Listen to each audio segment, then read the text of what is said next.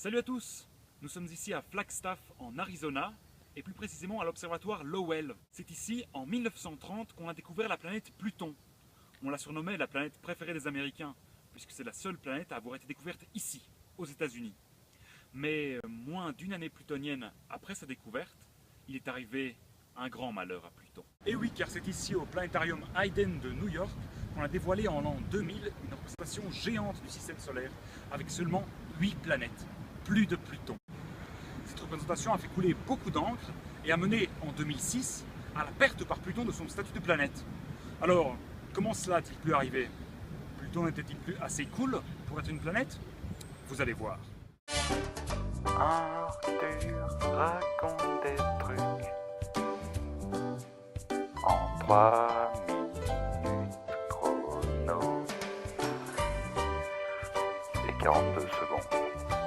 D'abord, il faut savoir que Pluton est une toute petite planète, genre 3 fois plus petite que la Lune. Ensuite, le truc, c'est que dans les années 2000, on a commencé à découvrir des objets célestes qui tournaient autour du Soleil, mais plus loin que Pluton. Il y avait Eris, Makemake et Haumea. Le problème, c'est que Eris, Makemake et Haumea ont à peu près la même taille que Pluton, voire même un peu plus grande pour Eris.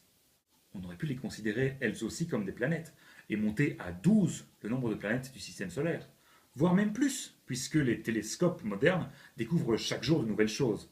Face à cette possibilité d'un nombre infini de planètes, l'Union astronomique internationale a préféré revoir sa définition de planète. Aujourd'hui, pour être une planète, il faut 1. Tourner autour du Soleil, 2. Être suffisamment massif pour rester en équilibre hydrostatique. Autrement dit, la planète doit être assez grande pour que sa gravité lui donne une forme plus ou moins sphérique. Ce qui la différencie des astéroïdes, qui eux sont trop petits pour être sphériques. Et oui, il y a un astéroïde qui s'appelle Jean-Claude. Enfin, 3. La condition qui tue.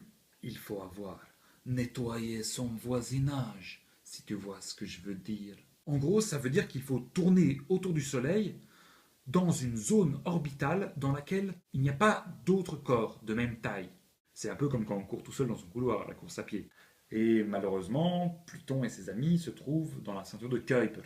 C'est une ceinture d'astéroïdes qui se trouve au-delà de la planète Neptune.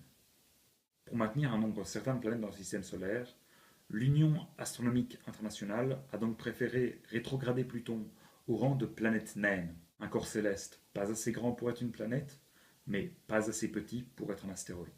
Cette décision a été critiquée par certains. Elle dénoterait un trop grand désir de vouloir s'appuyer sur des certitudes. Et en matière astronomique, rien n'est moins sûr, puisqu'on a découvert récemment qu'une planète qu'on observait depuis bientôt 10 ans n'existait en réalité pas. Mais ça, c'est une autre histoire. À très bientôt. Si vous voulez en savoir plus sur la situation actuelle de Pluton, n'hésitez pas à lire The Pluto Files de Neil deGrasse Tyson. Neil deGrasse Tyson est le directeur du planétarium Hayden de New York et principal artisan de la disqualification de Pluton. Enfin, si vous voulez voir une scène coupée super bonus exclusive, cliquez maintenant sur Pluton. Merci de votre attention.